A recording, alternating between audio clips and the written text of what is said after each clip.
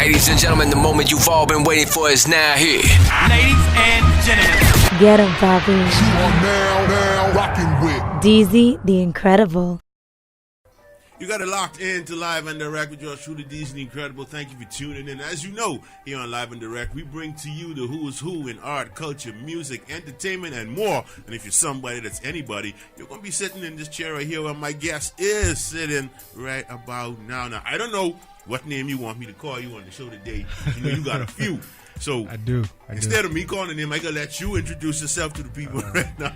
I mean, in some cases, a lot of persons know me as S'Voyce. Some people say S'Voyce. That's the terminology of what it is. Julio S'Voyce is the correct name, and otherwise known as him, which is basically a copyright name I use for creative purposes. That's basically it. All right, now you. That wasn't a lot of names, was it? It's like 3. Now, for what you do in the industry here in the Bahamas, like you play a very important and pivotal role actually. So this show, I'm aiming this show toward every artist and entertainer here in the Bahamas. Pretty much. And that's why I have you on. So give the viewers, all the artists, entertainers watching, everybody looking on, an insight of exactly what it is that you do. In this entertainment realm, we are lacking basically one good thing, publishing. And we have everything else. We have the talent, we have the creativity, we have the great producers, the great artists, and there's so much that is happening right now. And for me, I'm a PR agent at first, but I'm a established publisher, which is a entertainment publisher, which means I have the ability to assist you with your music getting on certain platforms, and that would calculate into figures for you if you apply the right methods properly. All right, and a lot of persons don't realize that a publisher somewhat works as a conglomerate of a label. It's basically what a label is.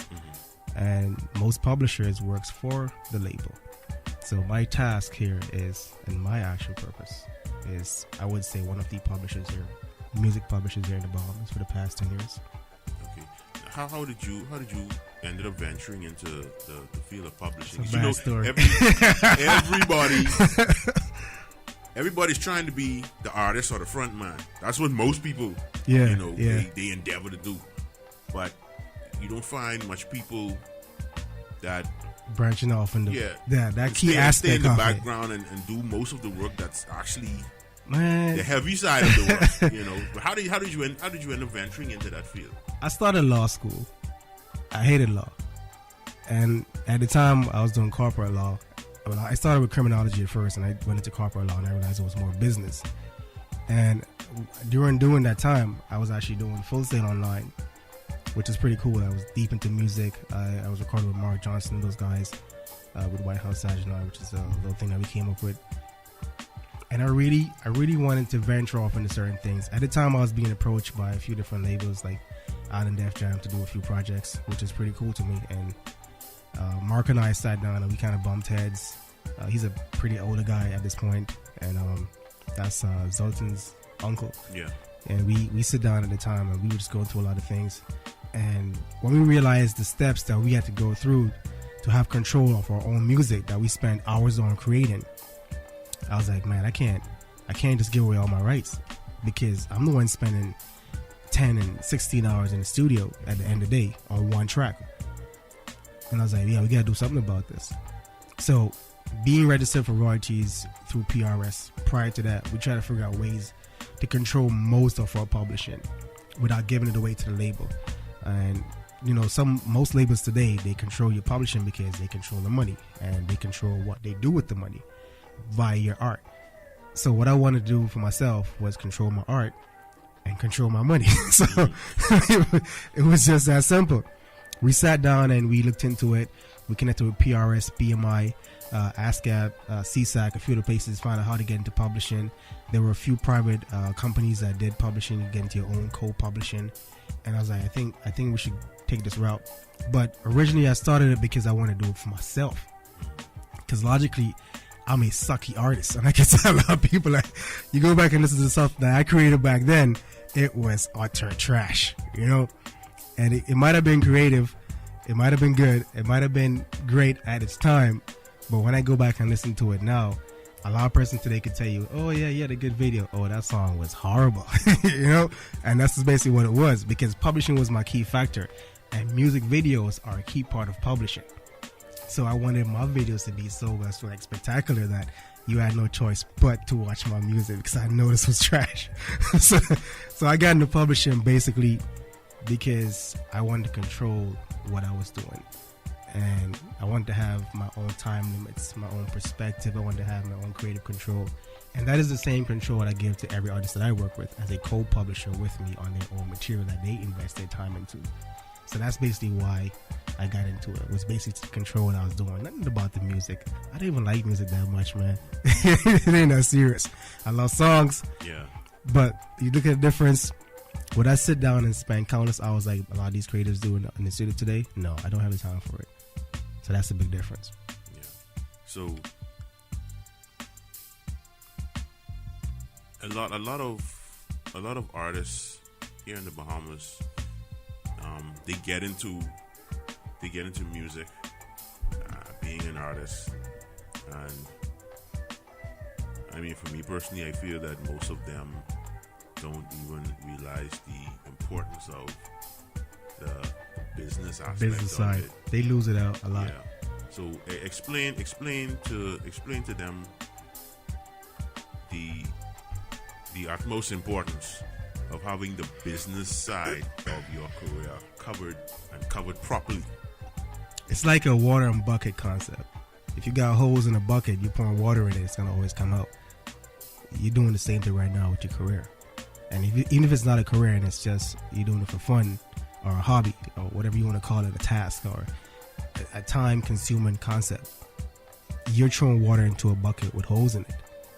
And that's what 95% of these locals do today. And I might be over-exaggerating with the number, but for most of the ones that I've spoken to, I have guaranteed I've hit about 95%. And I always tell our person I work with to pay attention to what they're doing. You go to work and you want to get away from this job that you're so working hard towards, right? And you go to work 9 to 5, you make $350, $400 probably, and you love music, and you decide to take music as a task to take you away from the job because, hey, you don't want to work for no one else. But what you're doing is you didn't take the business side of it. The reason why you're working at a place is because that person took the business side of it. He figured out how to make the money and employ you to make the money for him, right? That's how music works. You let the music make money for you. So believe it or not, you're not employed by your craft. So what you're going to do now, you're going to take that time, you're going to take that money you make from someone else's job, and you're going to invest that into your music. But before you do that, you find out ways to make your music make back your money. So your music becomes your business partner, and you become your co-partner for that business. And you apply that craft, and you take the business step first. That is copyright, publishing, how to register royalties, how to do branding and marketing, because all these things are key factor. The reason why you see Grace Kennedy label on corned beefs and tuna salads and all these different things, they're branded. You buy things because of the brand. So you brand yourself, you get good quality, and you definitely do the business route, which is the royalties, publishing, and copyright infringement. And that's just basically the steps you need. You know? And see, it sounds simple enough. Simple. It's like cooking corned beef and rice, man.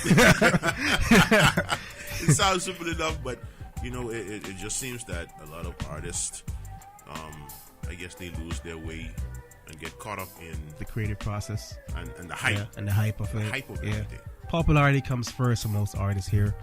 And I've watched that happen over the years. I went the business route because I didn't want to invest so much money into something and not be able to make it back.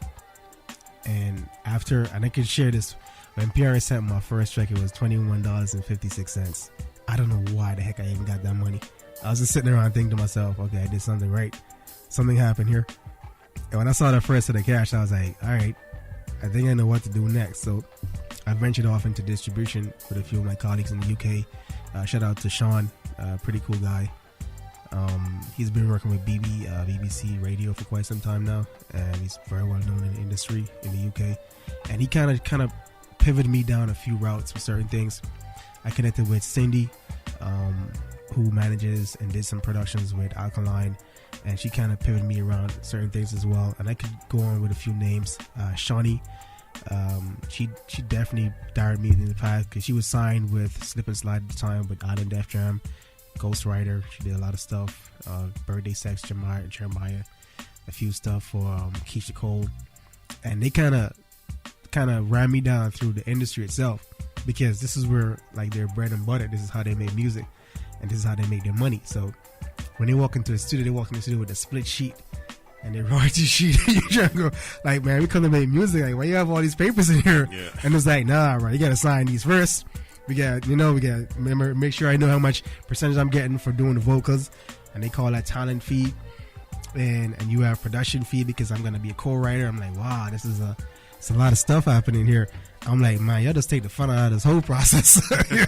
You know? But I realized that every artist here does not do that. They don't walk into a studio with their portfolios and say, hey, this is my manager. If I'm gonna do a feature, these are my management fees, which is my features fee, or this is the percentage I want for being a talent or vocal on your pieces, so on and so forth. We don't do that here, period.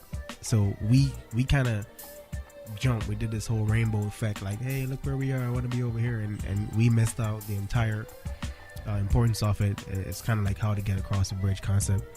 And I've watched a lot of people did that for years, and a lot of artists that I work with personally, the moment when they sit down with me and say, hey, I want to do music with you guys, I'm like, nope, you gotta have the right material. You're not gonna waste my time. It's not gonna happen. And a lot of person be like, oh, he's skeptical, he don't like to work with people, he biased. And I'm like, nah, I just don't like people, but you gonna do it right. You know? But it's nothing personal.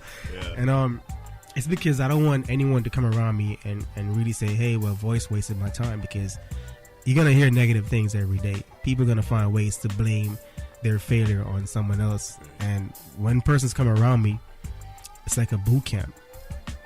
You know, and they can tell you it's kind of like we're both going through like a trial growth when it comes to music, because I want to see you succeed, and because you succeed, I'm going to succeed. So we're going to work together. So I'm going to be an investor or a co-partner in what you're doing. I'm going to believe in what you're doing, and if I don't, then we are going to fail.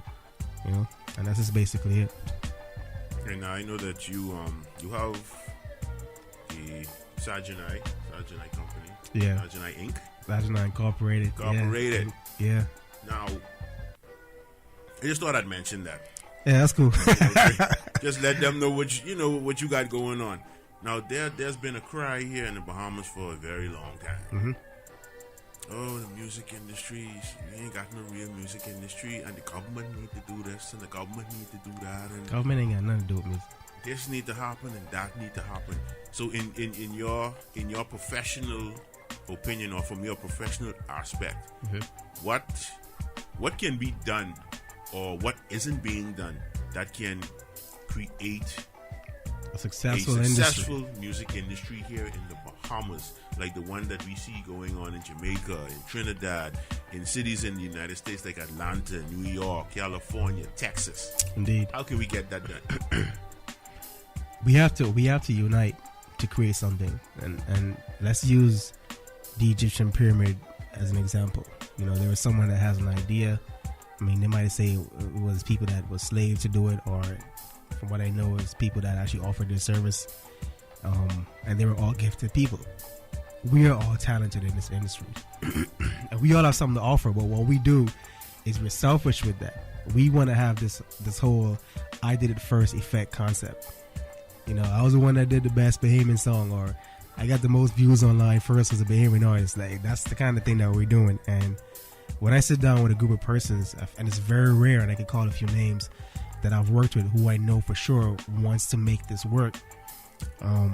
These guys, we all tried to connect with different persons, and it's kind of like, oh, well, I got this going on with my little crew of people on my clique, or I got my own thing happening over here, so I can't really mess with this. And I'm like, yo, we're gonna always fail, because everyone is doing this divide the pie thing, and if you look at it, there's no pie to divide yet. So why do you really share it up, bro? Like, and here, you ain't even making money from this gift yet. So until we decide to all bake this pie properly, and then we decide to share it up, then it'll make sense. Right now, all that we're doing is taking away from something that isn't even there, period. And I sit down, I like to stay in the background. I love the background. I kind of watch a lot of people make a fool of themselves and I'm like, ha, you just being an idiot, you know? And it's like, because I did that same process. I made a fool of myself thinking that, okay, I'm going to have the hottest video out of the Bahamas. I'm a Caribbean artist, and I did heavy PR at the time. I was working with Heike. I was a very well-known PR at the time. And we did massive PR. Matter of fact, my first song was produced by Mr. Lynx, my first hit single. That did some crazy numbers for us. And it was produced under Lynx label, published by myself at the time with Lynx. And that song put us through so much work that we didn't even realize it was that popular at the time when it came out, because Heike did press on the song because she liked it. And that song worked me and Mr. Lynx like crazy, because he deleted the files by mistake, and the next time I went to record it, he lost the files. And then the day when he wanted to actually burn the CDs, he called me at work and be like, "Hey, you gotta come and re-record this because I can't find the files." I tried to upload it to master it, and I left work. I dashed there 1 hour, record the song. Like, man, that sound like crap. And he was like, "Wait, it's gonna have to work." I was going. I was like, whatever. Next thing you know, the song was recorded. He sent it back to me like 2 days after, and that's a lie. I heard Landlord's version on the radio. I was like, oh, the rhythm was up. You know, I was like, that's crazy. Next thing you know, I heard the song playing. I was like, oh crap, he actually did it. He did the song in 2 days, and I was like, okay, that's nothing. Next thing you know, I was getting a call from Heike. Oh, I heard the song you did with Mr. Lynx is pretty good. Send it to me. And I was like, man, I ain't sending this to you. What are you talking about? I didn't do this because I want to do music. We only doing some trial runs because we're about to do publishing, and we wanted to see how it's going to work out by doing a collective project. And this is basically it.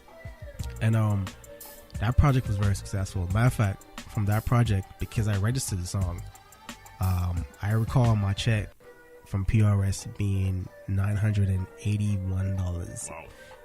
You know, it's around that figure. And I was like, oh, I could get used to this, man. This is like free money.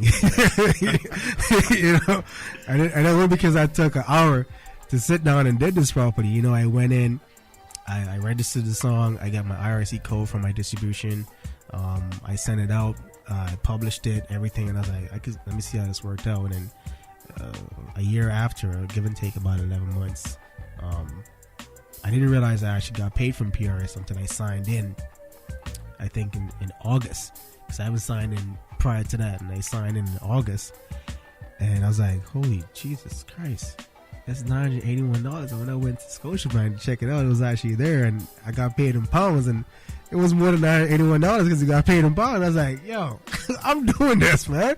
You know, and it was kind of exciting for me. So I started working with a lot of artists that Lynx had at the time to do like key publishing, and that kind of drive me to start working with Jamaican artists at the time, because I had a tight circle there from Stone Love, which is a family background, and because I was doing PR with a few persons at the time, just kind of like cross-sectioning, you know, Lynx knew a lot of Jamaican artists who we connected with, and that kind of spread like wildfire. And that circle grew so large in like 2 years. The next thing you know, I was working with some big-known artists who wasn't really big yet. A year after, they were massive, and I was helping these guys out in the background with getting them registered and all this stuff. And I was like, man, this is good stuff. And I stayed in the background for quite some time and kind of helped to develop that. So what I'm saying is, those guys work together as a team to make that happen. I think that's the same approach that we have to apply on this end. And you find most persons, they have their team, but technically I'm not talking about you and your clique. I'm talking about a group of persons coming together from different units and saying, okay, let's do this. Let's make a massive Bahamian concert featuring everyone, the artists that we work with, and we have a good investor come behind, and we have an audio company that decides to give us sponsoring for this. And you want to get the Ministry of Youth Sports and Culture jump on board. Hey, why not? Let's throw that out there, because you know what? They want to see this happen. Let's make this into a big Bahamian thing and invite a few outside artists to partake. But yeah, we have our artists being the headline, and they be the background artists. It could happen, but we're not taking that route. We rather call in some big name artists, and then we put the Bahamian artists, if we do, you know, on the secondary plate. And we pay them, or we don't pay them, or we pay them $100 or $300 or whatever they ask for, which I highly don't like. I feel like if you have a craft and a gift, you should be able to put your own price on it based on what you're doing to it and how you invest in it. I think what we should do is probably sit down together collectively as a team and host not just a music festival, but somewhat of a music journalism, of sitting down together and kind of huddling ideas how to make this better and how to move forward. And we did a similar approach a few days ago with Miss Ragged Island with the charity concert, and it was like a small little thing, just a small effect. Chase Fernandez, myself, Sherwood Rabbit, Miss Ragged Island, we sat down and we kind of came up with a good idea how to, you know, make enough money to help start something for schools to keep it going. And I feel like it was a great idea, but you have to keep developing that for it to become something tomorrow. So you start off today and hope that tomorrow it gets bigger, and hope that next year it gets bigger, and so on and so forth. And that's what we need to do. All right, so in under the Sajinai name, you know, there are a few. You have a list of artists that you work with either through management or publishing, and PR and all that other good stuff. So give us a quick rundown of the names that you've worked with, the one you're working with now, any future artists that you're in negotiation with. Yeah, there's a lot of that happening right now. A lot of negotiations. Past artists that I've worked with, and I can start with just Bahamians locally here, and I'll just kind of go further on into different artists I've worked with over the years. My very first artist that I remember doing work with was Mr. Lynx. We did some stuff together at first, and at the time he was actually my producer, my executive producer, but we did a lot of business together. Very talented dude, produced some of the like massive hits. I think some of the best hits that came out of the Bombers in the early decades. And then I started working with Jalam. That was a pretty good project, which was produced by Mr. Lynx as well, and it was published and distributed by Saginaw Incorporated. At the time, I was working with one of my main artists who was registered and signed with Saginaw, who was Manny 011, Jermaine.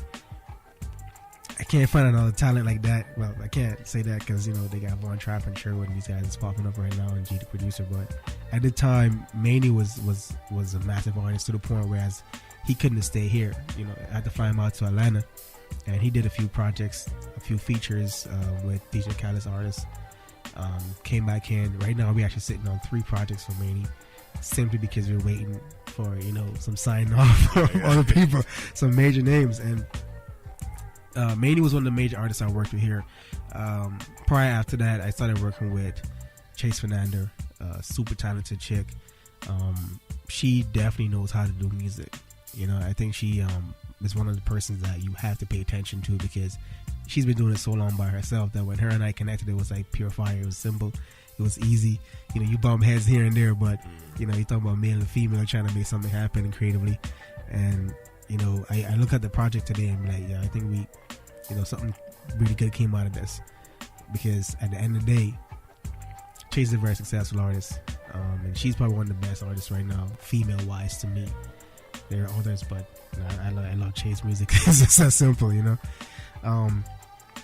From Chase, there's Sherwood Ramen, who's just a super creative dude, man. And I watch this guy taught himself everything from scratch. I just sit back and I watch Sherwood develop from a bald-headed dude out of school to a dude with locks now playing the guitar, and that's to me, that's phenomenal. You know what I mean? Selling our shows to 300+ people without no radio PR, just social media PR, and having 300+ people come to a show. King Cloud, my homeboy, most definitely. Everyone know King Cloud is super talented dude. His albums, Perplex Soul, and he's doing Perplex Soul too. So we connected and did a lot of stuff together and still working together. It's definitely. G the producer, who you guys finally met. Most people might say Von Trapp's my favorite artist. It's not true. Von Trapp's my homie though, but Trapp is just an artist of his time, and that makes him iconic. And if you pay attention, most artists that I work with, they're very iconic because they have their own sound, they have their own feel, their own principle, they're well branded, and it's because, you know, these guys know what they're going for, they know what they're doing. And when I sit down with them and we share ideas and we share concepts, it's kind of like, yeah, it's a yes or a no kind of thing, and we can beat around that and say, yeah, this making sense. There are other artists that I work with from time to time here and there. Alia Cody, of course, Paula McKeeva, who's about to do some crazy stuff. She's actually on Logic's 1-800 song. I don't know if y'all know what that song is. It's a very popular song, but she did the vocals on 1-800 and a few other songs. So Sherwood and I came together and we produced a few projects. Rex is now doing something for her as well. So her project is coming out pretty soon. I can't remember the name. It should be Revitalized or something. That's a lie. That's Sherwood's project. It should be Redemption. Sherwood's gonna kick me. But I try to remember how it looks. But those are mainly some of the artists that I work with. She go by names of Phoenix.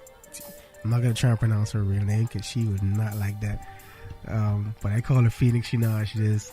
She has a song called I Don't Care that's playing really good right now on a lot of radio stations, and that's doing pretty good. And that's just some of the Bahamian artists that I work with here.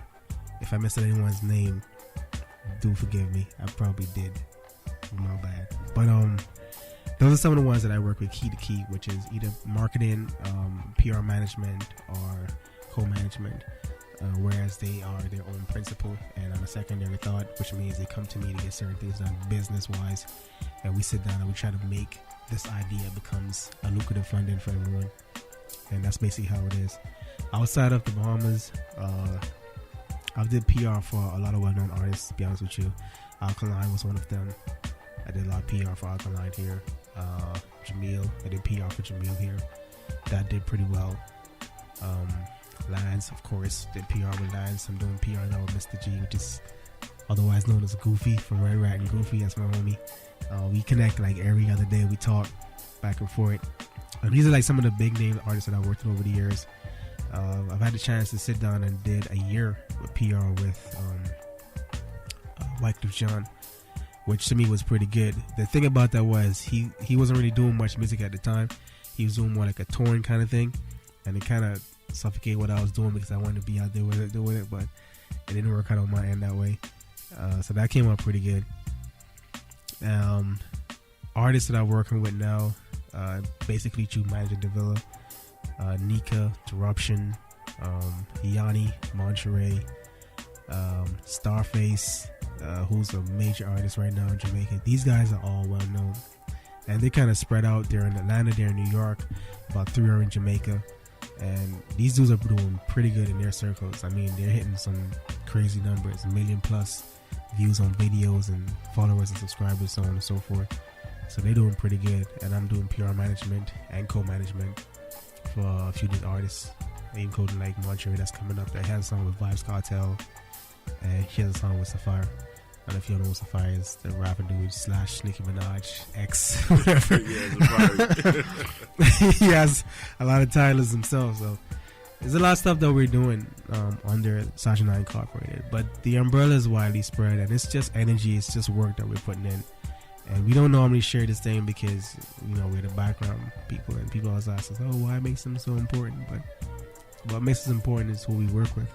And a lot of people would never find out unless they look at the little credits here and there, and they'll see Sergeant I Incorporated here, or they see Julio S'Voyce, or they see Manager Davila here, and they're like, oh, okay, that's what they were up to. You know? And it kind of makes sense later on, but that's just basically key. And we do publishing and PR throughout the Caribbean, so the Bahamas, Jamaica, the Cayman Islands, Trinidad and Tobago, St. Croix, Turks and Caicos, of course. I'm now huddling to Honduras. Shout out to my connect. She should be going to the UK in a bit, so I'm gonna see how that works out.